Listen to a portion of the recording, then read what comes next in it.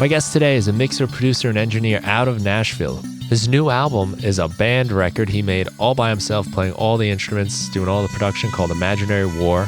Please welcome Dex Green to the Music Production Podcast.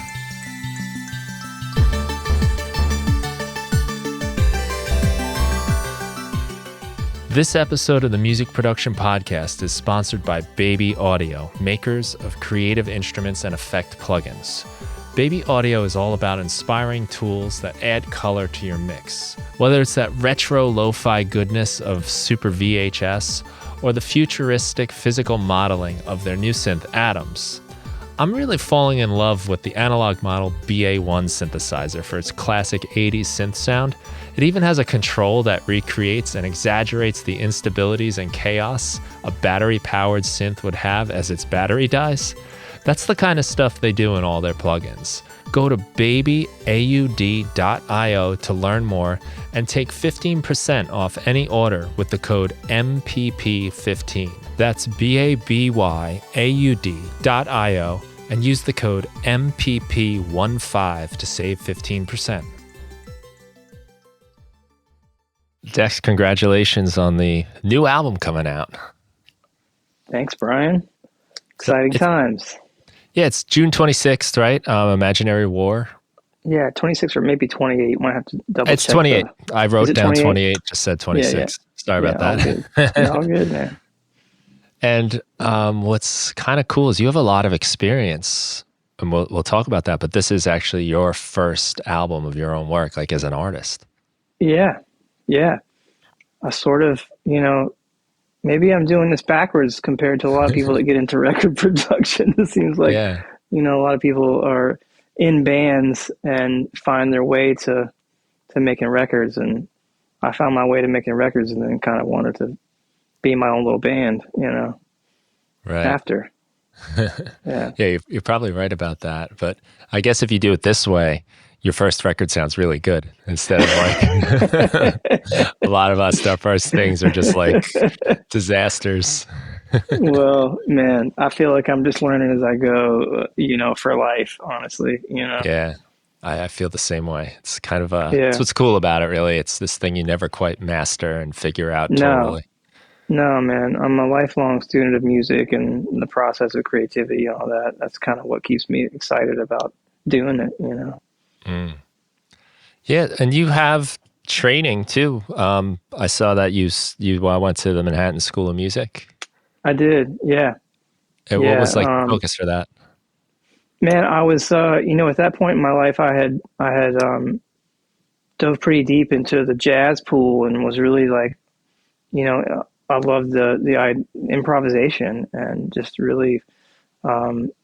I moved to New York and went to Manhattan School because I really just wanted to be around people that were doing that on a high level. And, I grew up in a really small nowhere town in South Carolina where there wasn't a lot of opportunities to hear people, play music like that, honestly,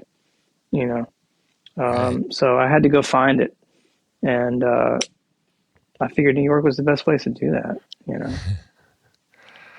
Nice. So was that what you studied, like jazz composition, improv? Yeah, jazz performance and guitar-based. Yeah, I was doing it on guitar.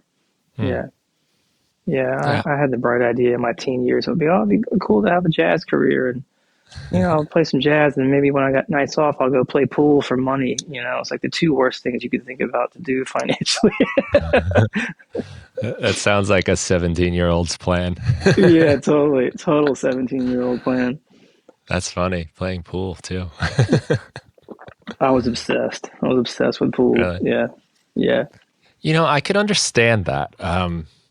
Like a game of angles, precision. And in a weird way, it kind of reminds me of music. And I don't play at all, but just the kind of, there's the chance of it. There's the kind of thinking on your feet. Totally. Yeah. It's problem solving and there's some kind of meditation emotion element to it. To get really good at it, you have to be able to do that stuff with precision while there's pressure and all that, Right. Similar can be similar, I guess, in record production too. I try to keep it chill in our environment where we're recording, but when you got people that have saved money to come in and try and make something, and they're spending cash, and you want them to have a good time and enjoy themselves while they're doing it, you know.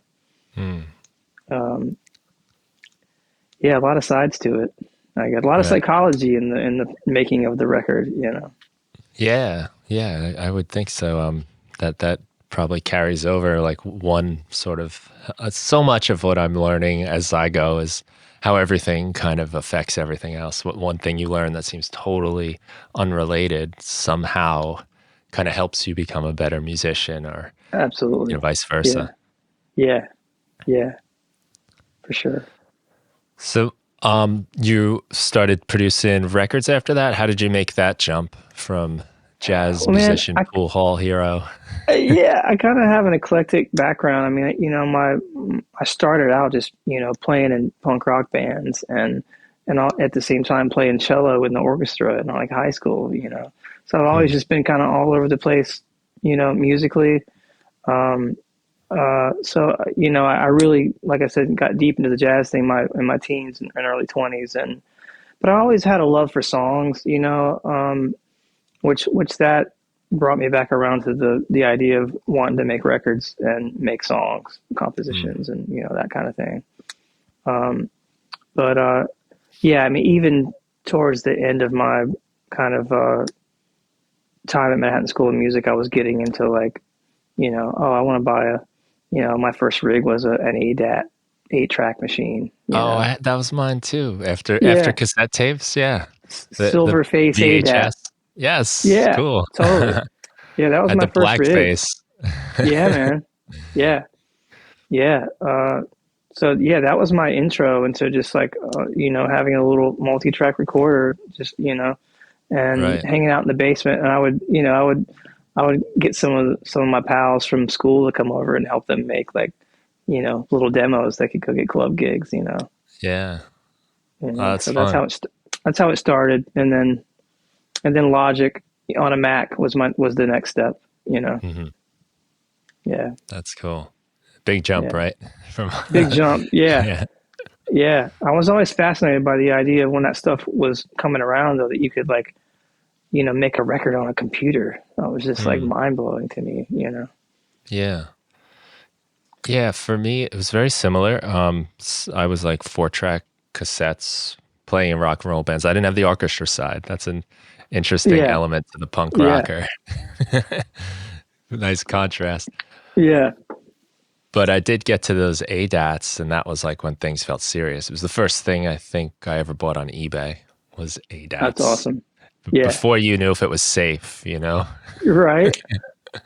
Yeah, Yeah, that's but awesome. great introduction. And then, yeah, then some of my friends started going to school for music, and they were working with Pro Tools, and I was just like, whoa, like you can, like all these editing things I was trying to do is just like a click. It's like, what? Are you kidding me? You can Oh keep yeah, everything in time. There's a yeah, grid. yeah, yeah, man. It's crazy how far all this stuff has come since you know the dawn of the you know digital audio workstation coming out of the ADAT world and all that kind of stuff. You know. Yeah. How was that for you in these sort of almost like opposite worlds of playing in an orchestra and playing in punk rock bands? Like, Man, you know, it all just seemed like just music to me. You know, it mm, wasn't like, oh, I like doing this thing better. I don't know. You know, I picked up the cello just because I looked around in elementary school and a few of my friends were like, they played violin or viola, whatever. And I was like, well, I don't know. I want to play something. I want to play cello, you mm, know? So my mother was really, always very supportive and rented me one. And, you know, and I did that up until I forgot when I kind of started bailing on the orchestra. Once I started getting serious about like jazz guitar stuff, I sort of that fell by the wayside, you know. mm, And you know, I don't really play jazz anymore, honestly. I mean, I still use those things as tools, but you know, I kind of stopped playing out or doing that kind of stuff, you know. mm. Um, but there's actually a little jazz scene in Nashville. Now, when I first moved to Nashville, there really wasn't a lot of people doing jazz at all, you know.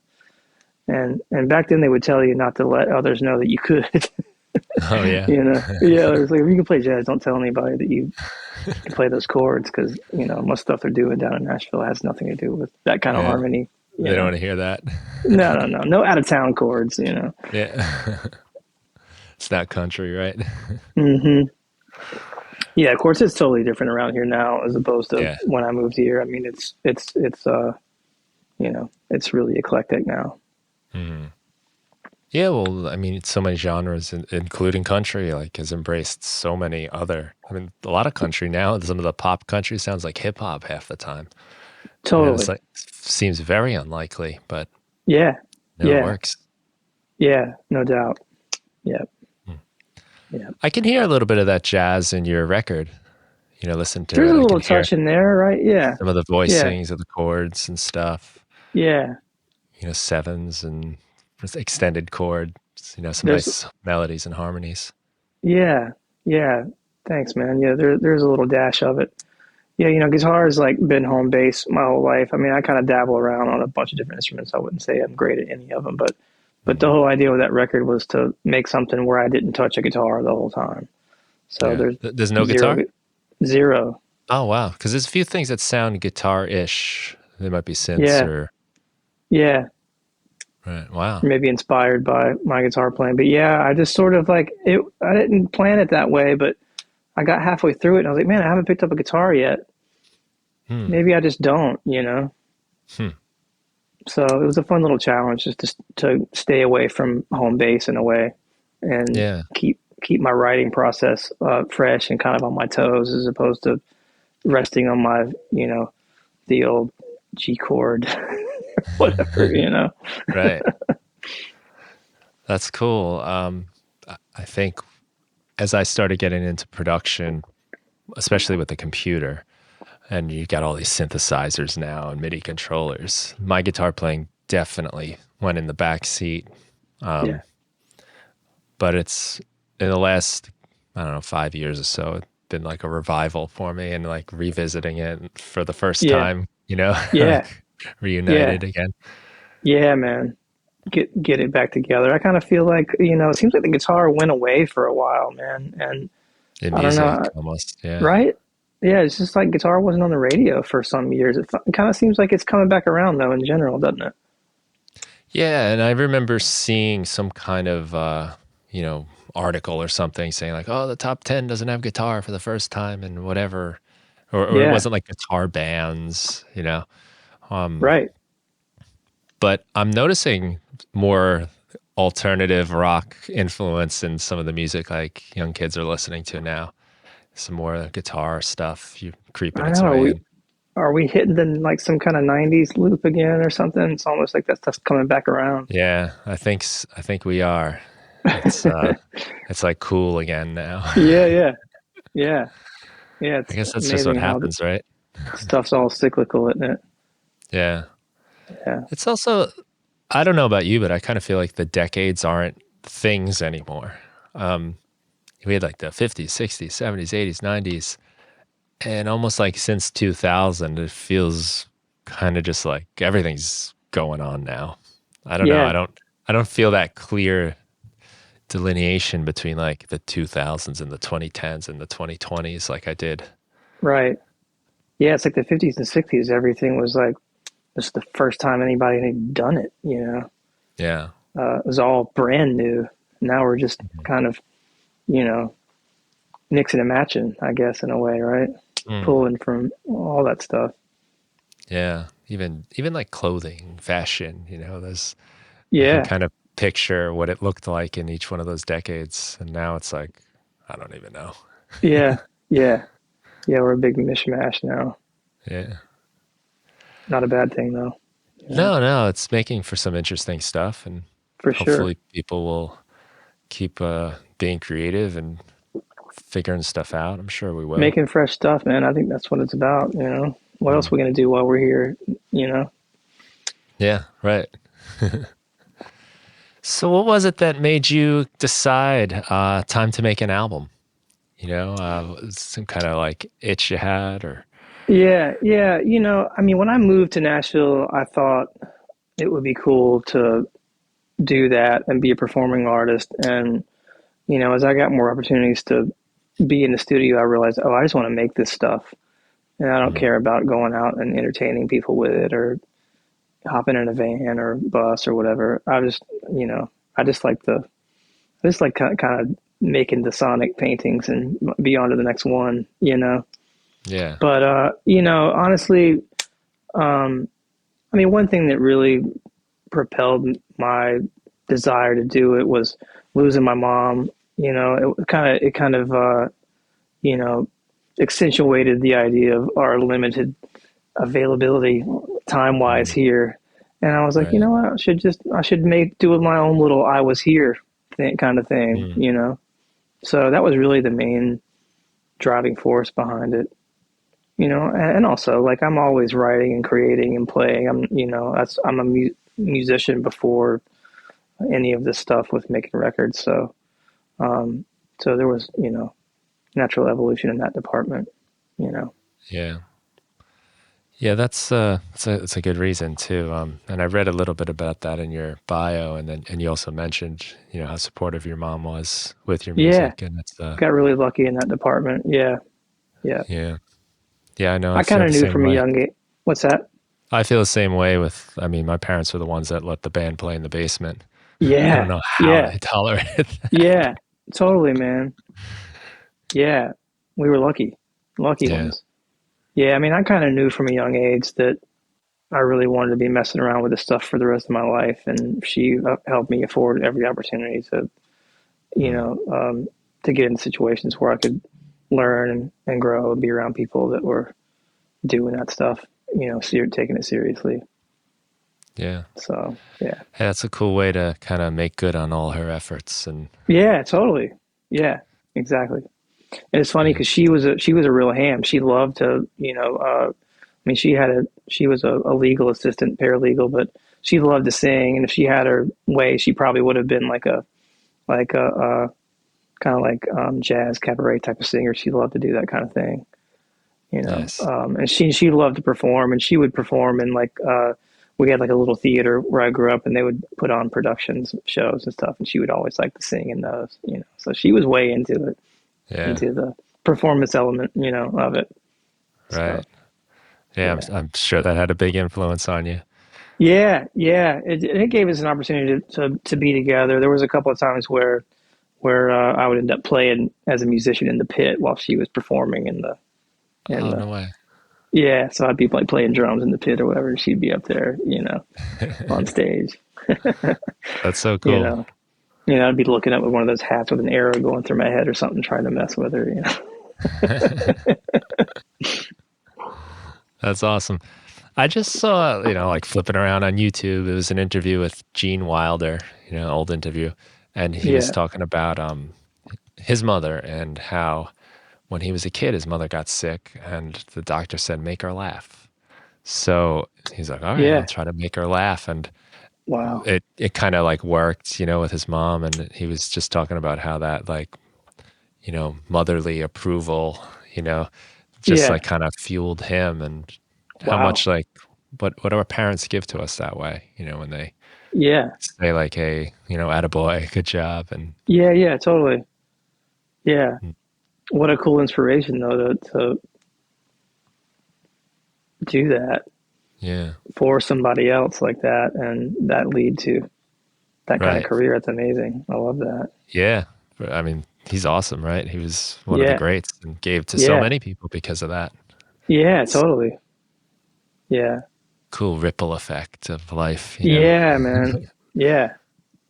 I like that idea of like selfless art, doing it for something, you know, like um, it's really hip.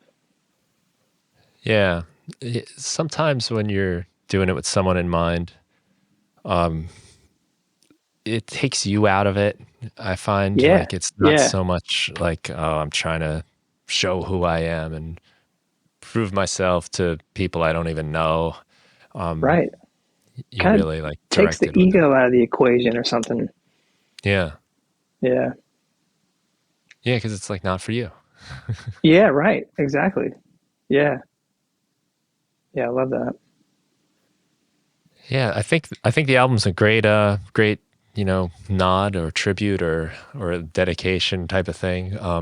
It sounds awesome. I love the sound of it. Thanks, It's man. like, it's got so many kind of cool influences. I mean, I hear almost like a 70s vibe to it. Yeah, Like kind of funk R&B from the 70s, but I hear like for indie sure. rock and Yeah, um yeah, a lot of different things coming together, and I especially like just the overall sound of the record. It just has a cool feel. It's very cohesive too throughout. thanks, man. I did try to make something that you could listen to as a whole, not just like cherry pick a song or whatever. And yeah, I was definitely pulling from a lot of things you're talking about. You're kind of hitting the nail on the head, you know.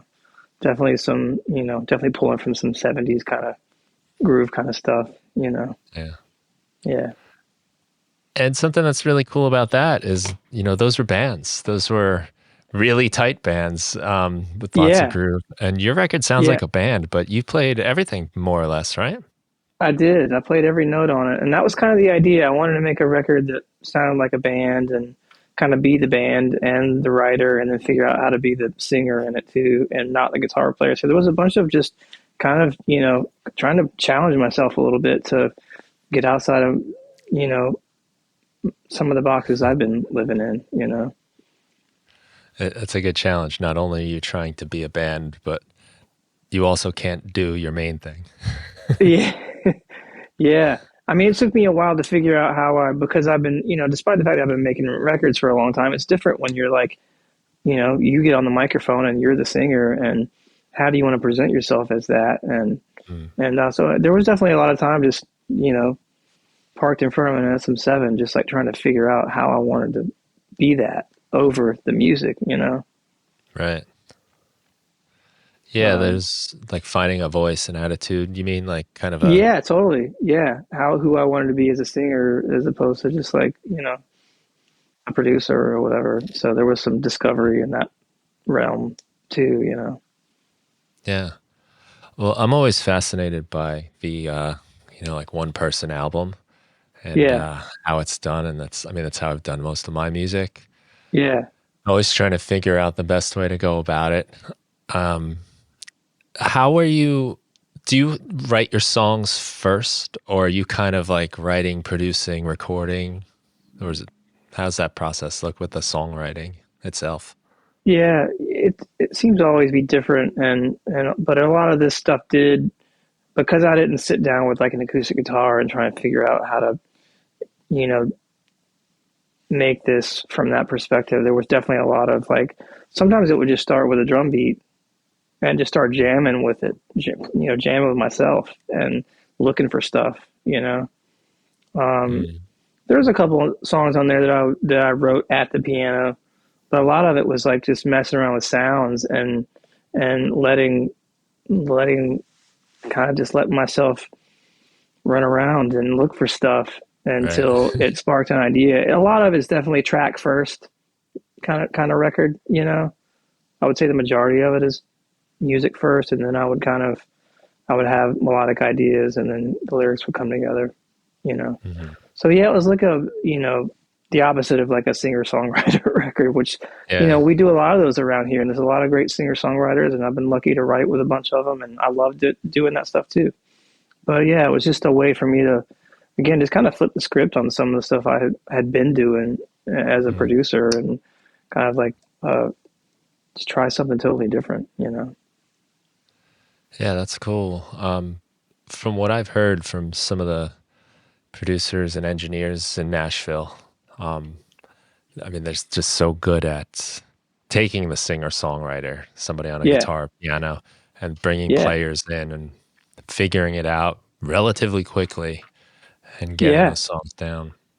yeah, yeah. And I do a lot of records like that where I'm, kind of casting a band and bringing my buddies over to the studio, and we back up a singer songwriter and make records like that. And I love that process too. Mm, It's really fun, and you couldn't ask for a better talent pool to draw from here. There's so many good musicians, you know. right. And I have a pretty solid team of people that I can call when I want to make a record like that, to come over and be the band, and I'll write the charts out, and yeah, these cats can play the stuff in a couple of three takes at the most, and you got an album. So cool. Yeah, yeah. Can I ask you, it's a little bit of a tangent, but what is the charting? system like for you? I imagine you're probably not writing out like staff and sheet music. No, I mean, I grew up on that stuff and reading like lead sheets for, jazz, jazz music and kind of like real book style writing where there is a melody written out and chord changes above it and all that. And I remember moving down here and I didn't understand, like, why wouldn't you just write the chord? And it's like, oh, if you're in the middle of a record and like the singer doesn't sound good in that key, it's Mm, like you don't have to write the whole thing over again if you're doing it in numbers because now you can just, the one chord could be whatever you say it is. So mm, I've come around to the number chart thing, and I have a couple of buddies that were really good at it that I learned a few tricks with being able to write those charts, and I have a friend, a bass player that's like he's a magician with it. He kind of has perfect pitch, and he can just write, listen to a song one time and have it written out yeah. immaculately with all Wow. yeah. So I've gotten faster at it, but it's a Mm, really good tool when you're moving quick, and of course, when you're making a record, it's all about the singer, and if it's not in the right key, you got to change it for them. yeah. So I find that to be the best usage of the number system. Mhm. That's definitely something I like. I don't, not a singer, but I use my voice. And I sing Yeah, in a band and everything. that's But how like I feel the same way. Yeah, I feel that way about a lot of instruments that I use, not yeah, necessarily play. But yeah, um, finding the right key it can often make the difference. And sometimes it's tricky with guitar because you got like these open chords, and there's like keys that the guitar really lends itself to. And then there's other keys like a B flat is kind of a weird key to playing guitar, yeah. or Which is like F home base sharp. for horn Yeah. players or whatever. Yeah, totally, man. Yeah, yeah. It's a trip, man. The idea of like you know writing for your voice and or writing for whatever voice you're working with. Mm, It took me a long time for that to dawn on me. It's like, oh, it's like we all have our like sweet spots, vocally and composing for yourself and for your voice. It's like you know, uh, it's a whole thing in itself. Just writing for what the singer does or how they sound best. You know what I mean? mm. Yeah, I think for myself, I kind of learn it almost when I have to play all of the songs. And then I'm tired now. I'm like, oh, geez, this isn't working because I can't get through the set. Right. Yeah. Yeah. Totally. Yeah. Yeah. That's a cool system. I guess we can do things like detune and use capos, but um, that can really make the difference a lot of times. Just a little transposition here or there, and things A half suddenly step can just go a long way with a song yeah. sometimes. Yeah, for sure. So when you're working on your tracks, you like to start with beats a lot of the times. It's kind of what I like to do too. Yeah. Are you playing beats? Are you programming them? The drumming on the record sounds great, and Thanks, man. Yeah.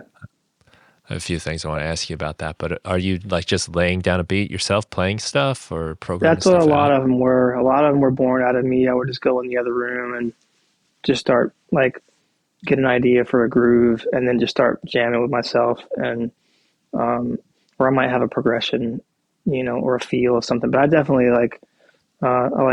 I usually start with some kind of, groove jumping off point. Right.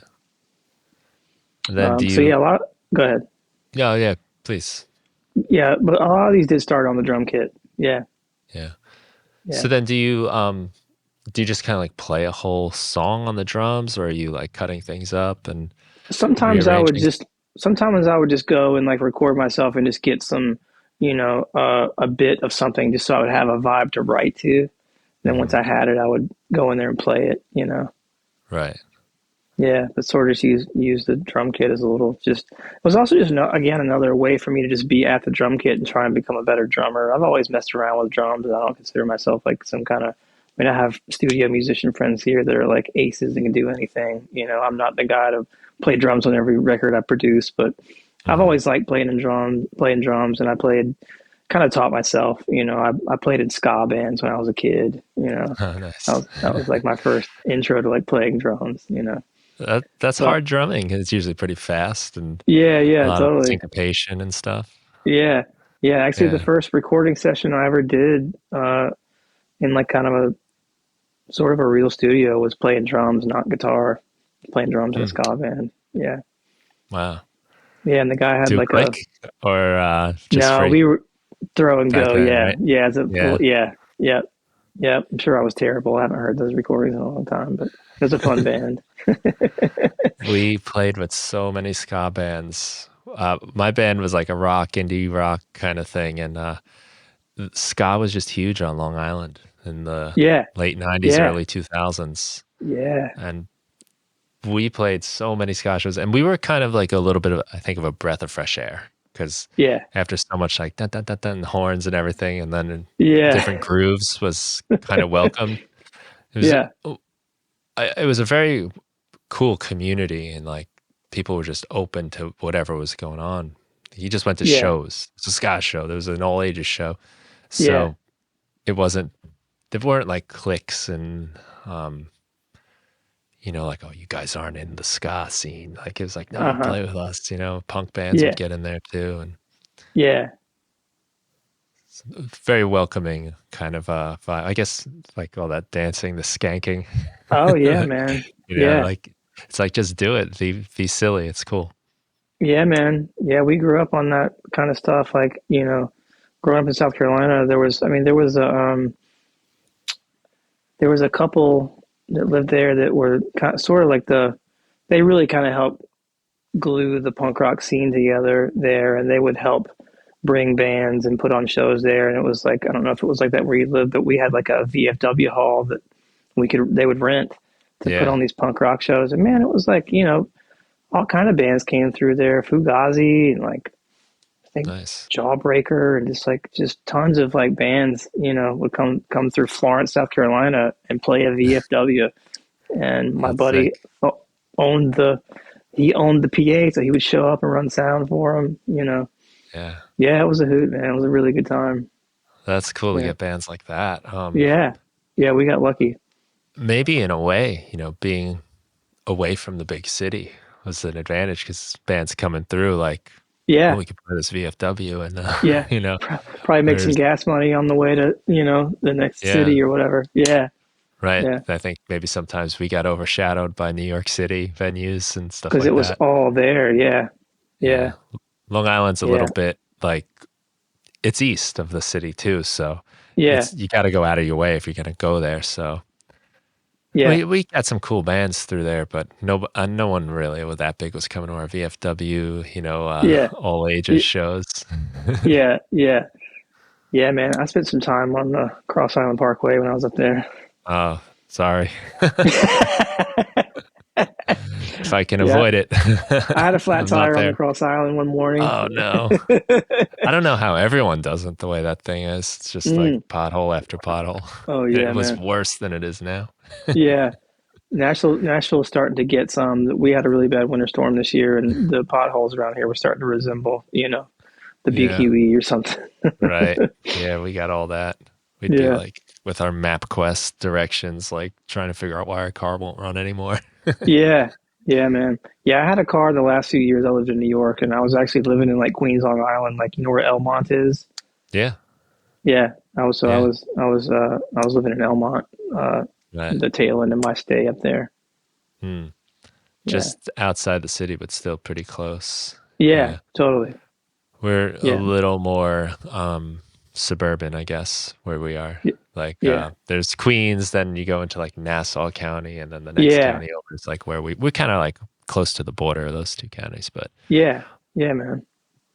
yeah, Yeah, yeah, those were fun times fun times, playing that man. kind of stuff. Yeah, yeah, yeah. By the It's time I cool moved to that Nash, what's that? I was just gonna say it's so cool that your first experience in the studio though was to be on the drum kit like that. Yeah. Oh, yeah, that's right. Yeah, in the ska band. Yeah, it was a trip, man. I don't know why they asked me to do that because all my friends knew I played guitar, and they're like, "You want to play drums in the ska band?" And the guy that was fronting it was like, his name was Jeff Frazier, and he had a band called Uptight, which was like some of the OG like punk rockers, and we all really looked up to him, and the fact that he asked me to play drums in his ska band, I was like, shit, man, Jeff Hex wants me to be in his band. This is fucking cool. I better learn how to do this. And so Yeah. I go in there, and I really didn't know how to play. And I taught myself like how to play. And because I didn't know any better, I learned how to play open handed. So my left hand was on the hi hat as opposed to Hmm. crossing Right. over, you know? Yeah. So I feel like I see yeah, more and more people doing that kind yeah, of playing. I don't know yeah, why, but yeah. They're out much more there. common than at least I used to think it was. Yeah. Yeah. I kind of came Kind of around makes finally. sense, I guess, but Yeah, it made sense to me because you could have your right hand and move around the toms while you're still yeah, keeping the hi hat. I didn't know, you know. yeah.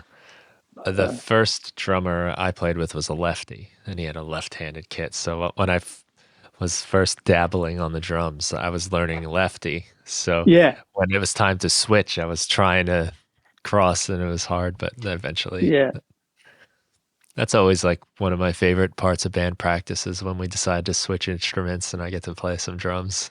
totally, man. Yeah, same here. I was always looking to get on the drum kit and off the guitar, Yeah, annoy it's everybody. to thank my parents again for letting band practice be at our house. Often the drums got left in the basement. So after practice, I just like, okay, Dude, that's let's exactly what figure this happened in out. my house. Yeah, Yeah. yeah, yeah. I didn't have a kit. I didn't own a kit, but my drummer friends would leave it over there, and I get home from school and go in there and just bug out. And of course, when mom came home from work at 5:30, it was like, all right, enough of that. Yeah. Yeah, it's a little different when it's someone that can play versus like a kid that just wants to smash things. Yeah, exactly. Yeah. Yeah. Looking back, I wish I'd have taken it more seriously and, taken some drum lessons. And I kind of skipped over piano lessons. I had an opportunity to take piano lessons. Like, I don't know. I just like guitar. Mm, But, and even at Manhattan School, I didn't take piano all that seriously because I was like, I don't know. I play a harmonic instrument. What do I need that for? yeah. But I come around to it. I really like sitting at the piano, and it was a fun inspirational tool for writing. Hmm. Well, it's hard, you've like already done your time learning the guitar and to have to start over on Yeah. something else is like, oh, Yeah. Totally. that's why I have so many people that don't get too far on an instrument too. It's hard to learn. It's, Yeah. I Yeah. always tell people ask me, like kids will ask me, like, is it hard? I'm like, it's hard. It's not impossible.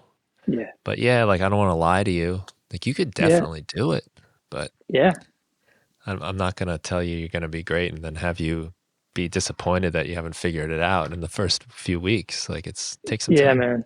Got to put the time in. I mean, I don't shed like I used to. I used to just 10 hours a day just be in there trying to Yeah, play wow. Charlie Parker on a guitar or whatever and all that. You kind of got to do that to be great at playing jazz, which is part of the reason why I don't really do it that much anymore. Because I just, I like making records and I'm not sitting around here, immersed in that kind of thing. And, you got to live that to be great at it. And I don't really live that anymore. I mean, I've gotten really lucky to get to make a living making records, and very Mm. thankful that somehow or another the music business hasn't fired me yet. Well, you can always make your own records, right? Yeah, yeah, man. Yeah, we'll see if I do another one. I'm super thankful to have made it this far with that one, and you know, but I love the idea of just making stuff and making records for other people. I still get a lot of joy out of it, but it was nice to make something where it was just for me. I didn't have to, wasn't, Mm. uh, anything goes. Yeah. Yeah, I was saying before, like I really like the sound of the drums. The playing, is like it's enough and it's not over the top, which I always appreciate. Um, Yeah, and I wanted to ask you a little bit just about like how you recorded them because I also really like just the yeah your cymbals are very controlled. Your hi hats are controlled. Sometimes I struggle with that myself when I'm recording yeah, drums. Like they just get a little too much. yeah. Um, Wondering how you went about that. Yeah, I definitely had to go through a lot of like figuring out how like just getting the right volume on the hi-hat as a drummer. It's like I realized, oh man, like my friends that come over that I hire to play on records, now I realize like, oh, this is why I like that guy so much because he knows how to get all the right volumes and velocities so that like Mm, when you go to mix it, it's not some mess that you have to like puzzle you have to solve, you know. So there was a Right. lot of just like, you know, wrist as opposed to arm as Hmm. it related to the hi hat, especially, you know. Yeah. And I mean, you know, I definitely spent a lot of time listening and watching some of the great R&B funk drummers like James Gadsden and people like that are masters of just like that, just, you know, Right. that kind of sound, you know. But like recording wise, you know, it was all pretty basic. I didn't, some of the stuff was one microphone, you know. Mm. Some of it was just one microphone. Let me just go in here and make a loop and see if this is cool. And then it was like, oh, that's actually what it is, you know. Hmm. But for the most part, you know, I barely even mic the hi hat, you know. Yeah. I usually don't Um, either because I can't get it out of all the other mics anyway. exactly. Yeah. Yeah. It's Yeah. crazy how that thing just like sneaks into the everything, snare drum Mm. especially, you know. Hmm. Yeah. So half Right. the time when we record hi hat, we don't even end up using it over here, you Hmm. know. So, but yeah, it was very, very basic, you know, kick snare, overhead. I think it was mostly mono overhead on that stuff. You know, Mm. I would mic the toms, 421s on the toms, you know. Right. But yeah, 57 on the snare. Just real simple, basic, nothing crazy, you know. Mm. I'm coming to appreciate the one overhead approach, um, mostly by mistake. I've got like stereo pair, you know, and like an XY over the Yeah, overhead. And I've always liked that, but I recorded something not too long ago where I just had one of the mic's volume all the way down. So it recorded so low, yeah, but it put the cymbals and everything like kind of off to the side a little. And I had all yeah, this room now. yeah, And it was totally. still in that other speaker a little bit, but it was like, oh, like this acoustic guitar fits so nice here now instead of Right. like battling everything. Man, acoustic guitar and cymbals just do not get along, do they? Mm. Sometimes there's a magic that happens where they almost sound like the same thing and Yeah, they just really work well, but a lot yeah, of times one wins the fight and the other yeah, one. for sure, man. Yeah, But that yeah, approach I found, I was by accident again. I was like, I kind of like that. I'll try some more yeah, of that. man. Yeah, Mm. yeah. A lot of times it's whatever could get me in the idea going quicker, as opposed to like Hmm. trying to do more, you know, marvelous fancy engineering tricks. It's like I don't know what have I got. What can I what can I put on this so that I can Yeah, keep going? And you know what I mean? right. Well, I learned that lesson when I got my ADATs, actually. Um, Yeah, I was getting like, I didn't know anything. And I was getting obsessed with trying to put the mics in the right place. I had a compressor that I didn't even know what it did, but I knew I needed one. same here. I was like, I know I need this. I don't know what it does. And it's on. I'm supposed to make it sound Yeah, better. yeah, But I made this kind of decision. I'm just going to not worry about any of that stuff and just record it. And even if I record it terribly, it's going to sound way better than my 4-track cassette recorder. Like yeah, if I make every mistake in the book, it's still going to sound much better. And I let yeah, go of that. And suddenly, like the actual work started happening, you know. And then I was learning from it by just making mistakes and fixing them yeah, the next time. yeah, So much better than spending an afternoon trying to put them all in the right place. And then, kind of like you said, like I don't even hardly know what I'm recording yet. yeah, A lot of times, what I write after I record something is based on how that recording came out anyway.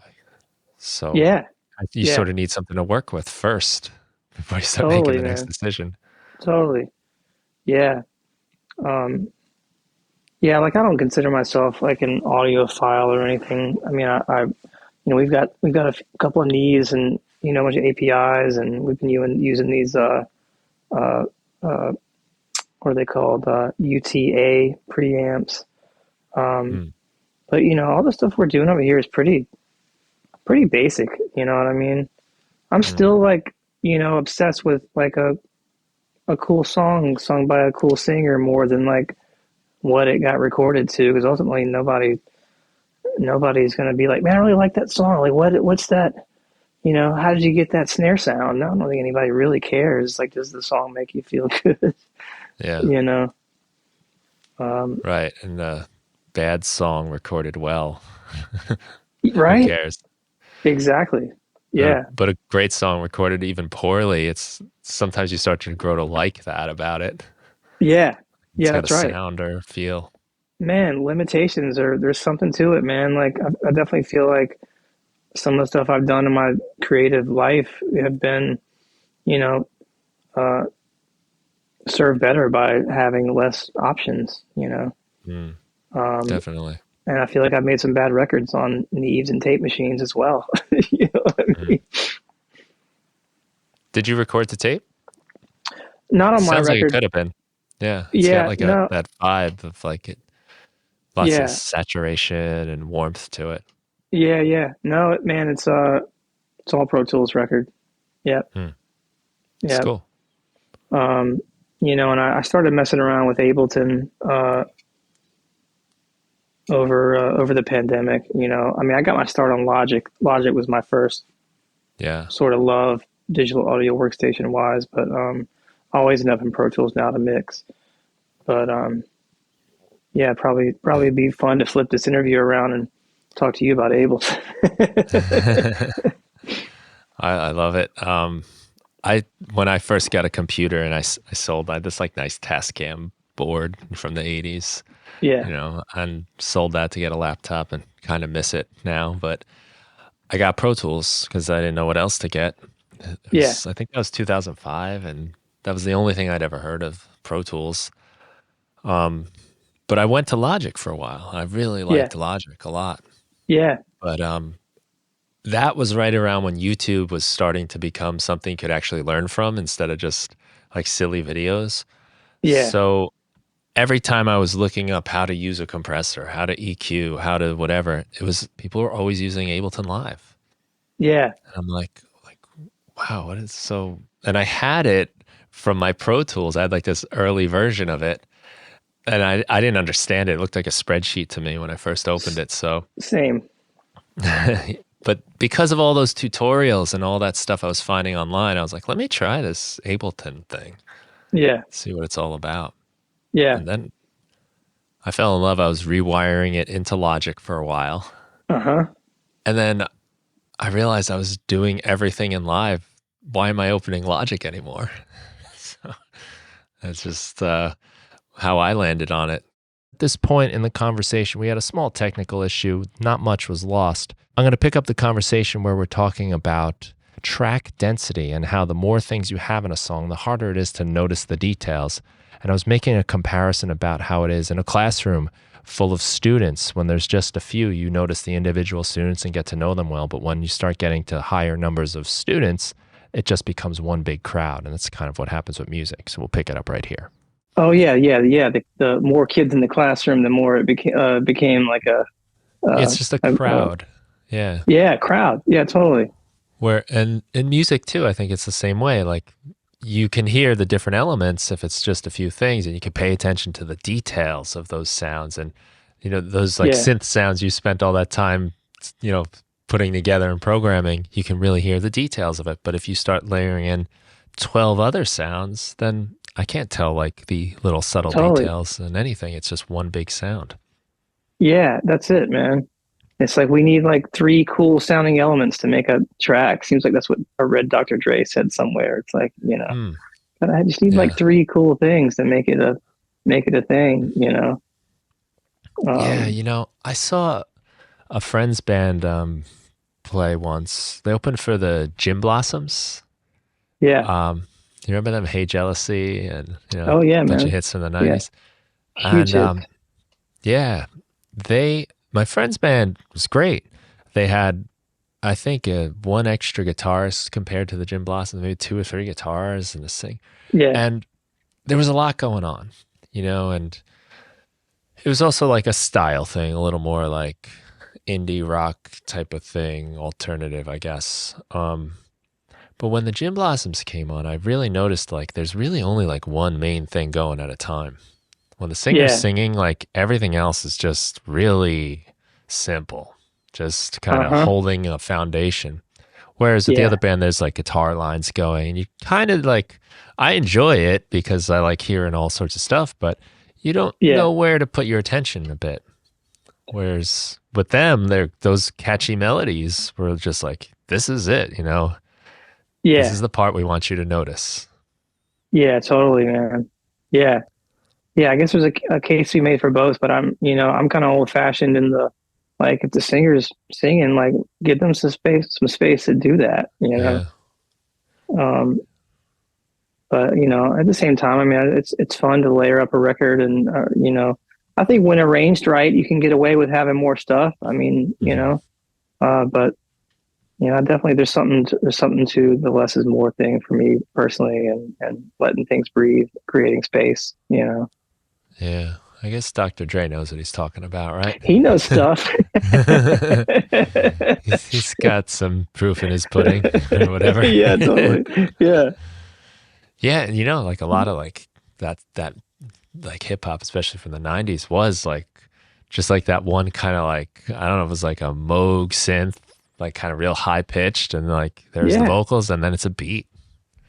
A That's cool it. beat, a killer bass line, and something going on back there, and against somebody that sounds cool with a Yeah, microphone. Yeah, what's wrong right. with that?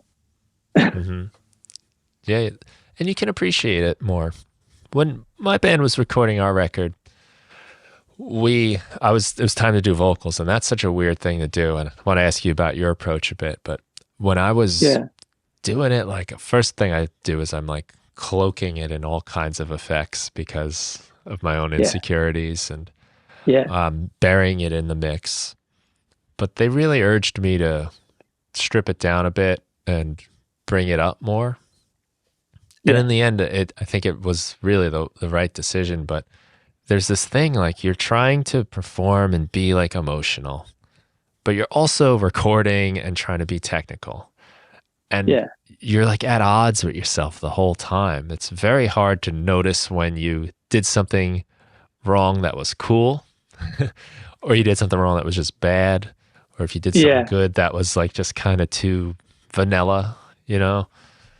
yeah, I find that. yeah. How was that whole process for you? You mentioned earlier you spent a lot of time trying to discover the sound.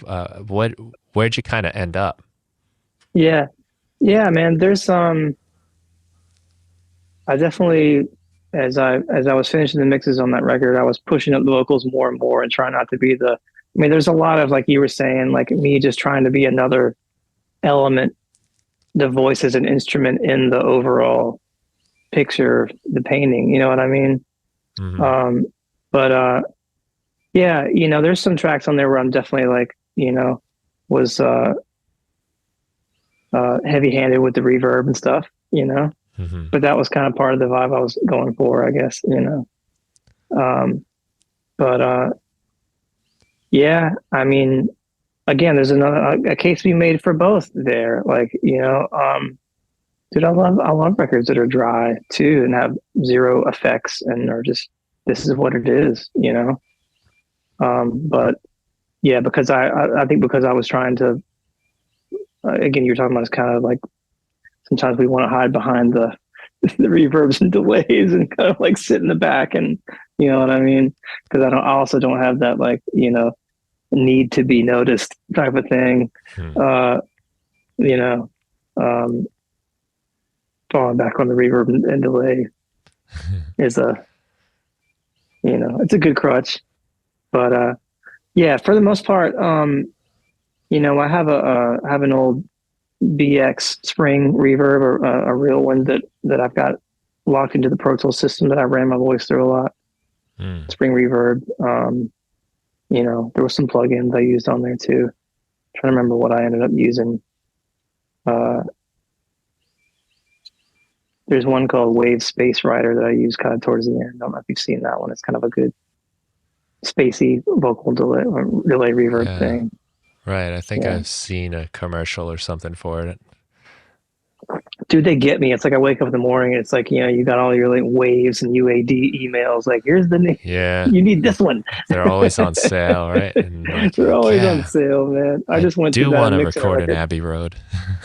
Yeah, I know, exactly. Yeah. I always wanted to know Yeah. what it sounded like to mix it, at Abbey Road or whatever. Funny. Yeah.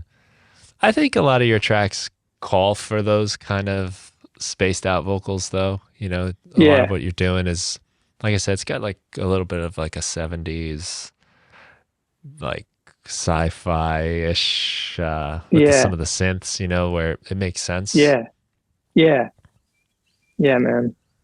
Yeah, I love both. Yeah, I mean, for our band, we're like a garage band, you know, so it, Yeah, I get the point there, but yeah, sometimes I want to go to outer space too.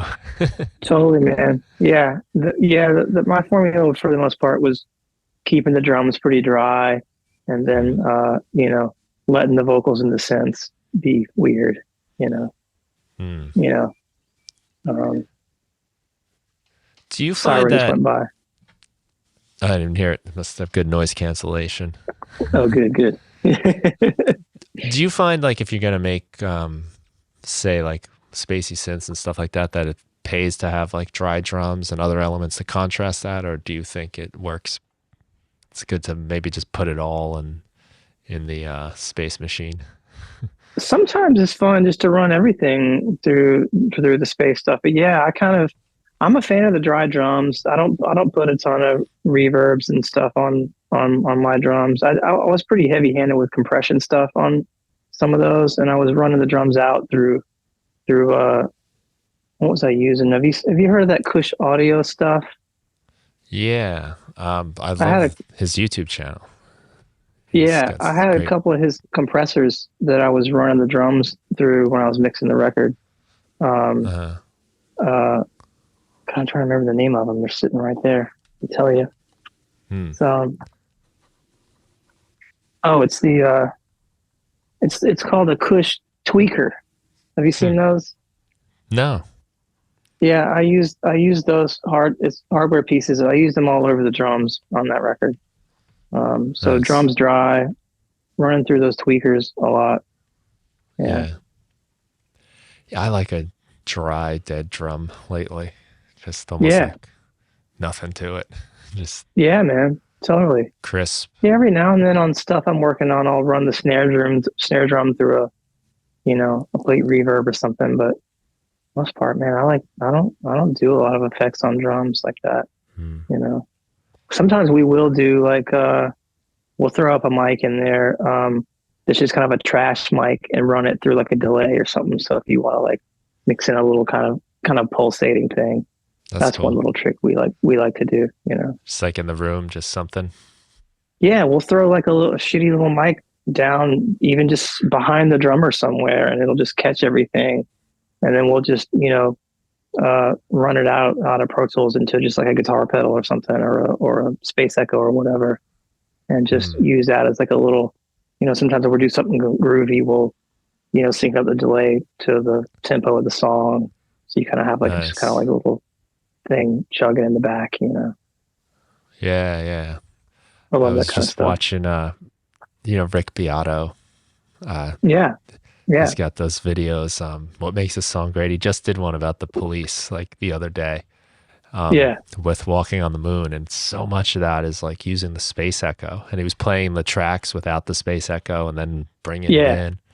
And it was just yeah, like, damn, what? yeah, Like it feels almost like those guys probably like it was like a collaborator in that song.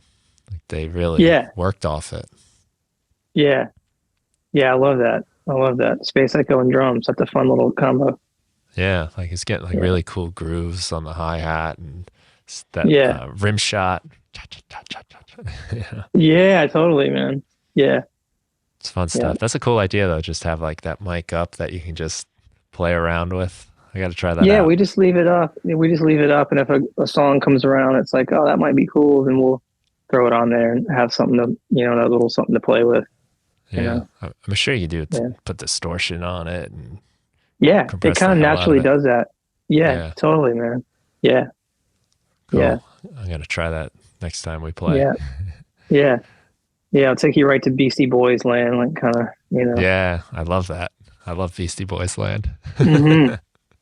There's this Yeah. group I've been listening to lately. I can't think of their name right now. It's like Joey Valance or something and somebody else. But they are Yeah. just they sound like the Beastie Boys. Like Yeah. they're like a duo, and like they're so fun. But like the production is so cool, a lot of cool tricks, a lot of distortion on things and weird echoes. Yeah. And just fun, It's so nice to hear music that's just silly, you know, Oh yeah. and like Yeah. not afraid to just be lighthearted and have a good time. Yeah. Yeah. Yeah. They didn't care, man. What a cool evolution. I watched that documentary about them a couple of months ago, and just watching them Mhm. go from, New York and then out to LA and learning how to play real instruments and all that shit, man. It's like, what a Yeah. cool evolution. Yeah, they were like a punk rock band too half the time. For sure, man. Yeah. Yeah. I caught an old performance of them playing Sabotage. And it's Oh like they're a man. band. That's, they're not as, it So was a good. band. Yeah. Yeah. They're Monty Mark rock. on keys, man. Awesome. Hmm. Yeah, really did some interesting stuff. Very revolutionary, even like all the sampling. Stuff like Oh that yeah. wasn't so new it wasn't illegal yet.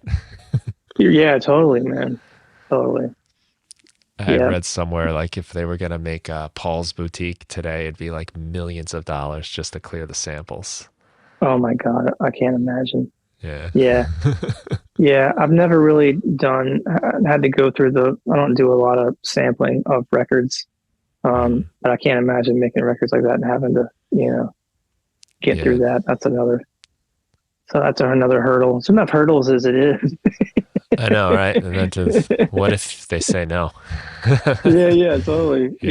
Yeah, I know I've never done that either.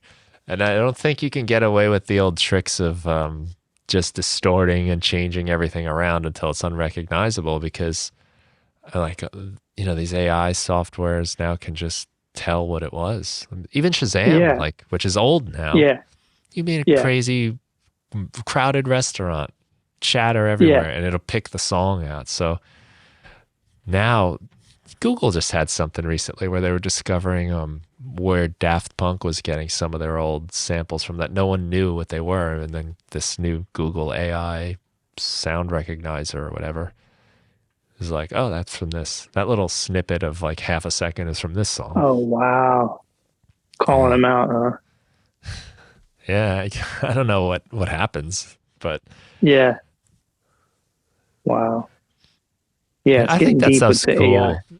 I I'm kind of sad that you can't get away with it as much as you used to be able to, Yeah. especially little couple, little hits here and there. Like people did a lot of Yeah. cool stuff with that. Totally, man. Yeah. I love watching videos on that. I don't know if you've heard listen to records by that Jay Dilla guy. Yeah, I think he was the master at just like right. slicing and dicing and micro sampling. I'm just amazed at what he would do with just like little tiny Hmm. bits of songs. Yeah, and all that timing stuff that happened as a result of that. Yeah. Like Yeah.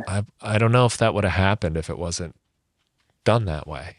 Like Yeah. would people ever perform it that way? I don't really know. I don't Yeah, know man. enough to comment on it intelligently, but I think a lot of that was just sometimes when you loop things and when you chop things up, you get these weird rhythms Yeah. that you almost can't play, but you feel it. Totally, man. Yeah. Yeah, that was a really cool time, man. Early '90s hip hop stuff, man. Hmm. Uh, yeah, I love some of that stuff, man. Jay Dilla uh, was the Far Side. There was a record called Lab Cabin California. I'm obsessed with the stuff he did on that. Hmm. Just amazing, like programming and beat making, man. Big inspiration. Hmm. Yeah, it's great stuff. A lot of jazz sampling on that, early Yeah. '90s hip hop stuff. Yeah, yeah, That's cool. Yeah, so it's definitely got to be pretty exciting for you having this thing come out and you yeah, know man. it's Except I don't. how long did you spend on it? Like what was the when did you start it? To I think you probably finished it a couple months ago now, right? Yeah, yeah. I think I finished mixing it like beginning of the year. You know, and man, there was a couple of songs that had been sitting in the sitting in the computer for a while that I pulled some old ones, but I wrote a lot of the stuff over the course of probably a year, Hmm. maybe a little more, with a couple of just like couple that I pulled out that I had just sitting around on the drive and kind of revamped, that had been there for a while. But yeah, I'd say probably a year and a half of just messing around with stuff. Some of it was in between just working on records and, because that's what I do for a living. So it's kind of like, when I'd have some time in between stuff, I can get in there and start messing Right. around. After Yeah. hours and Yeah, totally. Yeah. Yeah, I that's got everything cool. mic'd up. Everything's cool. Let me go in there and mess around. Uh-huh. Yeah. Yeah, But that's nice. I live in a studio, so I'm just like immersed in it. We're Hmm. set up in an old house. My partner's in this whole thing. This Three Sirens is who's helped me put the record out. But my friends Alyssa and Doug Graham and I partnered up about 5 years ago and kind of started trying to build this little label and creative community. And so we set up a shop in a house in East Nashville. It's kind of like it's an old house from like 1899, and we just wired up the whole downstairs as a studio, and I live upstairs. So I'm basically just living in the wires, kind of like looks like you're Yeah. doing that too. That's cool. There's something fun about that for sure. You can kind of get to it at any time, whenever you feel Yeah, like it. yeah, yeah. My only problem is I'm just sort of like it's just I'm such a like because I don't tour or any of that kind of stuff. I'm in the cave all the time, man. Yeah. I have to like really push my girlfriend's good about getting me out of here and getting Hmm. out of the studio and getting out of the house, but I'm totally like indoor kitty, kind of fine Uh, with it. I know. In the winter, it's not so bad for me, because you Yeah, kind of, who cares? You don't want to be out there anyway. yeah, But totally. like, especially because I get summers off from teaching. It's Yeah, like I want to be making music, but then you're like, it's so nice out. Like, yeah, totally, man. there's that. Yeah, I'm always dealing with that, like wrestling with it. yeah, Like, oh, I should be yeah, making some music, but I should be outside. totally, man.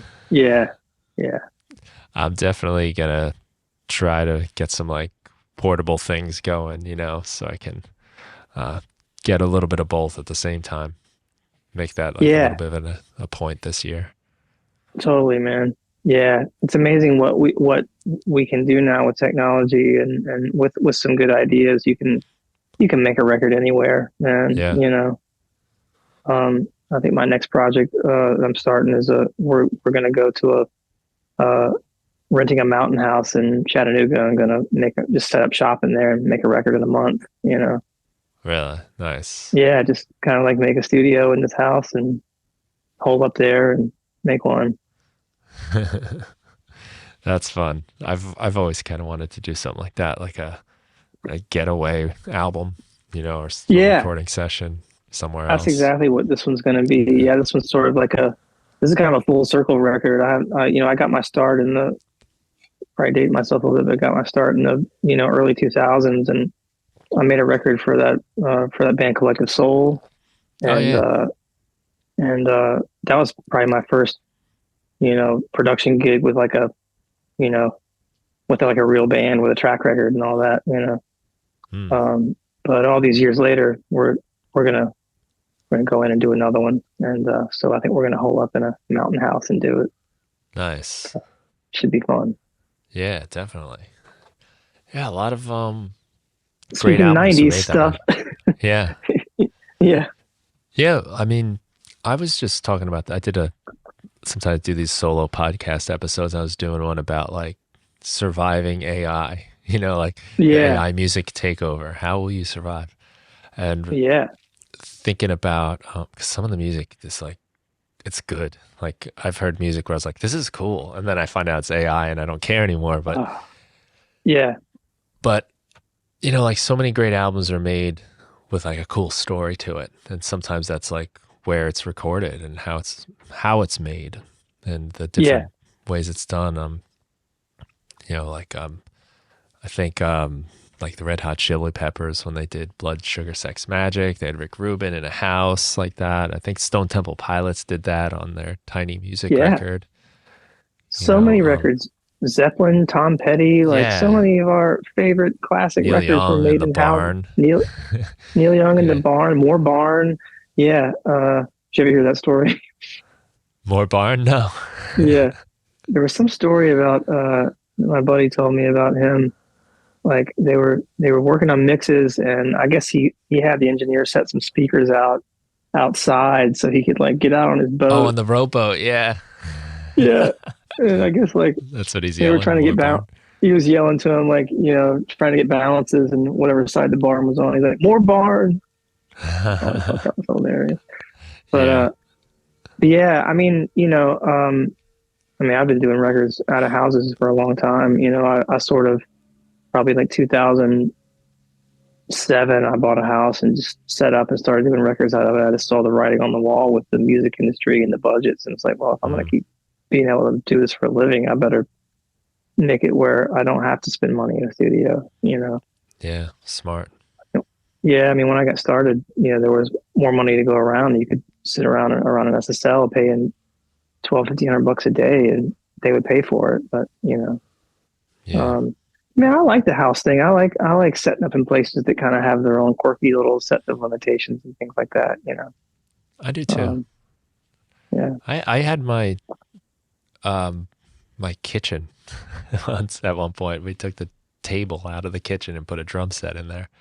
And that's where yeah, I had like band practice and we'd record in there. And yeah. it has a sound, those drums have But it this, sounds they're killer. not dead, that's for sure. Yeah, But right. but Yeah, I hear those recordings now, I'm like, that's my kitchen. Like I know it right away. yeah, It's like it yeah, man. takes me back and it's a lot of fun in there. Neighbors coming over yelling at me for being too Oh my loud. God. Yeah, yeah, totally, But totally. yeah, it was like they have this thing to them. It's like a magic plugin that doesn't exist, but it's the Yeah, I think Steven Tyler said it. It's like the room is a band member. It's like an totally, instrument. man. Yeah, yeah, for sure, man. I love that. Yeah, we made a lot of records in houses and are still kind of doing that. And the place I'm in now, we treated the control room and it's proper. It sounds good in there. You can mix in there and know what you're hearing. Hmm. Um, and we put a little baffling up in where the drums are. But other than that, we just kind of started throwing stuff up in here and working. Yeah, yeah. I'm in my basement in my house, and it's I've done Yeah, the best I can, but I'm also kind of you know I'm embracing it for what it is too. Just yeah, I want it yeah. to be cozy. I want it to, you know, I don't care if the dogs are down here making noise. No, Let them be on the record. no, It's cool. totally, man. No, my old house was a basement studio with low ceilings, and the only big move I made to kind of help combat that was I ended up cutting the ceiling out and putting Hmm. 703 in between all the studs, and What's it really helped. 703? Just like sound Insulation. treatment stuff. Yeah. Yeah, yeah, stuff they Hmm. used to make panels with. Okay. Um, and man, it cleaned the drums up so much Hmm. with the bouncing off the floor and hitting drywall and all that stuff. Right. Um, I kind of miss that room sometimes. It was just like it was an instant '70s record. It just like it had a vibe. Yeah. That's cool. Yeah, no control room. We're all just kind of hanging out, talking to each other, and I love that. Love that vibe. Yeah. I was talking with the band. I think it was the last time we played, and we were saying like maybe one day over the summer we'll just record outside. Just Yeah, what the hell, just set up on the patio in the back, and totally, you know, man. I think I got saw wasn't it Rush that did that in that documentary? They were like set up outside the house and just recorded a record. hmm. You know, Yeah. why I not? don't know. But Yeah, I think I remember seeing the drummer from Stone Temple Pilots playing out on a lawn somewhere one time, yeah, you know, yeah, man. just to Yeah, get like a nice open sound. Like I want that. I want to hear like the birds and stuff on the yeah, record and yeah, whatever yeah, happened to just be part of yeah. it, you know. Totally, man. And I think too, like I don't know that AI can do that. build like that story around it. Who knows? Maybe it will, but you know, Yeah. that effort of like going, bringing your stuff to some weird spot to record it, all that stuff, I think is just kind of a cool way to put some personality in your music. Totally, man. Yeah. Yeah. You haven't gotten too deep into the AI thing, but it's there and it's not going anywhere, is it? No, no, it's woodshedding right now. It's shedding. Yeah. While we're talking, it's over there getting better than us at Yeah, stuff. it's practicing and figuring stuff out. Yeah. Oh my God. Yeah, but I don't know. I'm kind of hoping that maybe we'll really appreciate like the more human side of it, instead of like a glossy, airbrushed kind of thing that Yeah. stuff has kind of gotten to that point. And I think we're already Yeah. starting to see a little pullback from that. We may have to. It's like we may have to get back to like, you know, letting some vocals be out of tune and leave a wrong note Yeah, in there. You know? right. Yeah. I Yeah, mean, that's fun sometimes. yeah, it's funny when you listen. Sometimes you listen back to your some of your favorite records, from 60s, 70s, or whatever, and it's like, there's there's mistakes, Mm, you know, mistakes on Beatles records, um, and nobody cares because the songs are awesome. yeah. Well, You know, sometimes like a vocal is a little more emotional if you kind of attitude, reach to the note, totally, man. Yeah, instead of like just yeah, landing there. yeah, man, totally. It's my only hope as a singer, so I got to believe in it. Yeah, yeah, yeah, man. I think your album has a lot of that stuff though. Not mistakes, but just character, cool sounds, Yeah, interesting textures, interesting combinations of genres. And yeah, um, it's like, now that you mentioned the jazz, I can kind of hear it mixed in with like some of the different styles, like the 70s feel, the kind of yeah, yeah. psychedelic rock thing with a little spice. Yeah, man. I appreciate you saying that. And yeah, I did try to, I mean, some of the stuff that I was listening to and influenced by, I mean, not the music that I made ended up sounding nothing like that, but I've always admired, some of the like New Orleans R&B artists and stuff like, Alan Toussaint and people like that. I love the sound of those records that he made where like he would have the meters as kind of the rhythm section and just like, Hmm. just the groove and, Yeah. love that stuff. I don't have that ability as a writer, an arranger, or a piano player, but some of that stuff definitely seeped into the way that I constructed the rhythm tracks, bass and drums kind of stuff. Hmm. Yeah. The influence gets through.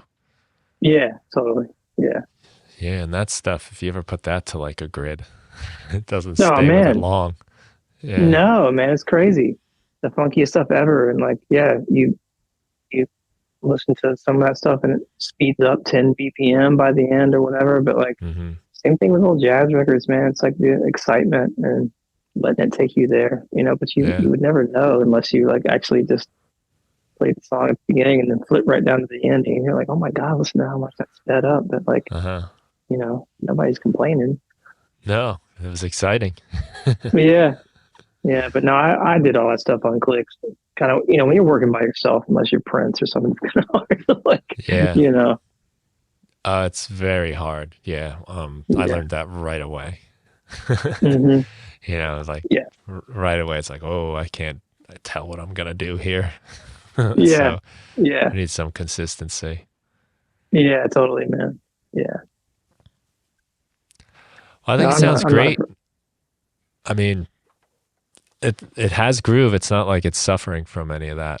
It's Yeah, tight. It sounds good, and it's not um, stiff. It's very. It sounds like a band. I was very impressed by that. Like I said, I do a lot of that kind of recording where I do try to do everything, and it's hard to yeah, get that right. And you kind of yeah, don't know until you've really gotten down the road a bit. Sometimes you yeah, just get there and you're like, oh, this just doesn't feel good. yeah, But man. Yeah, it's Yeah. great feel on everything. I appreciate you saying that, man. I definitely, that was sort of the idea to try to make a record that sounded like not like one guy playing everything and it all sounding the same, trying to, you know, sound like the band. That was definitely part of the, Mm. you know, a lot of pulling and stealing from my friends around that I would get to work with. And, I'm definitely the sum of all my parts and people that I've been lucky to make music with. And, it's like, well, if I can't afford to hire, X musician to come over, I guess I better channel them. Yeah. So a lot of channeling my friends on that record. Yeah. Sometimes I think that way too when I'm recording. I'm going to play this like my friend would play this, What would Yeah, he do? totally. Yeah. Yeah, yeah, absolutely, man. Yeah, It's like my yeah. weird funhouse mirror version of what they would do. Yeah, man, totally. I feel like I did that all over that record. It's like, well, because when I'm producing, I mean, sometimes I'm, playing a lot of the instruments and co-writing all that, but other times, yeah, like I was saying earlier, I'm, hiring my friends to come over and be studio band and doing that kind of thing. And, lucky to have a really great cast of people that come over here. Hmm. But yeah, I'm always stealing from people, man. I'm always funding it up from whoever I'm Yeah. working with. Yeah. I don't think it's really possible not to. You Yeah, just totally, man. It's re just, soak things up. yeah, exactly. Yeah, yeah, I think that's where a lot of our own personality even comes from. It's just the percentage of what we soak up, and it's always unique. All our experiences that's right. are totally different. And even those moments you actually sit down to record, you're like one way that moment, and 2 hours later, you're a different person too. That's The it, old man. like, Yeah, you can never walk in the same river twice or something because you're different and the yeah, river's different. You know, that's right, man. that That's sort of right. thing. Yeah, yeah, yeah, man. So I think people will be able to get the record pretty much anywhere they stream, right? Is there a Yeah, place you want yeah. to direct people in particular? Man, for now we're just all, we're all over all the basic streaming services and all that. I'm thinking at some point I may get some vinyl made up of it just because I came this far. It'd be stupid not to, but Cool. just because I'm in the artist department, since this is my first record, I figured kind of allocate more of the more of our little budget to try and create some awareness that it's there. You know what I Yeah, mean? So, that's awesome.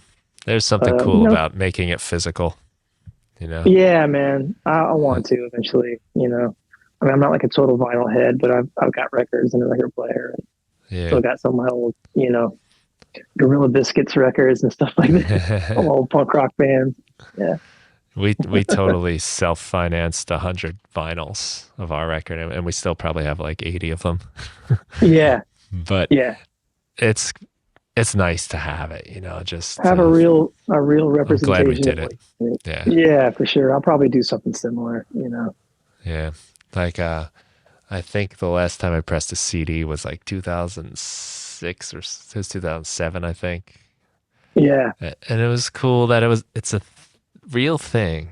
And everything else I Yeah. did is like kind of like make believe.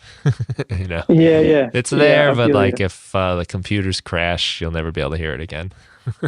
Right. Totally. Yeah. Well, cool. We'll send people that way. It's June 28th, Imaginary War, Dex Green. It's great Man. talking to you, man. Yeah. Really enjoyed it. Yeah. Hey, man. Thank you so much for having me. I really appreciate it. It's my pleasure. And Yeah. Please yeah, keep me posted on what you're doing. next time I'm going to flip the script and pick your brain about a bunch of Ableton stuff.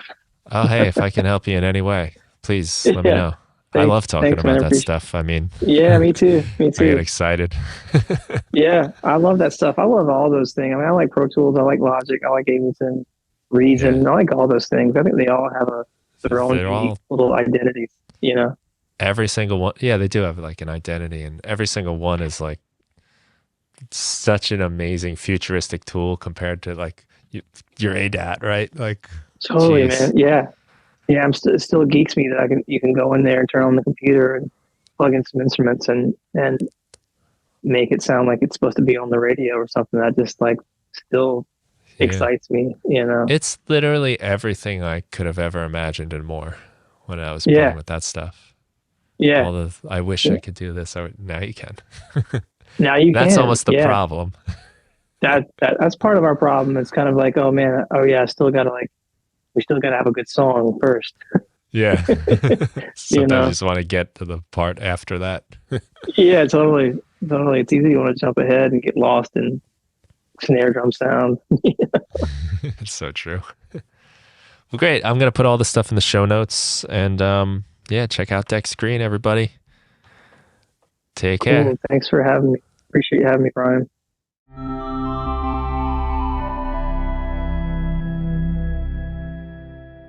Thank you for listening to the Music Production Podcast. If you want to help support the show, the best thing you can do is tell a friend, someone you think that would enjoy the show. I'd also love it if you could leave a review wherever you get your podcasts. And if you want to support my work, you can go to brianfunk.com. I've got tons of Ableton Live packs, tutorials, samples. You can check out my book, The 5-Minute Music Producer, which gives you 365 short music making activities to help you get started, stay inspired, and finish more music.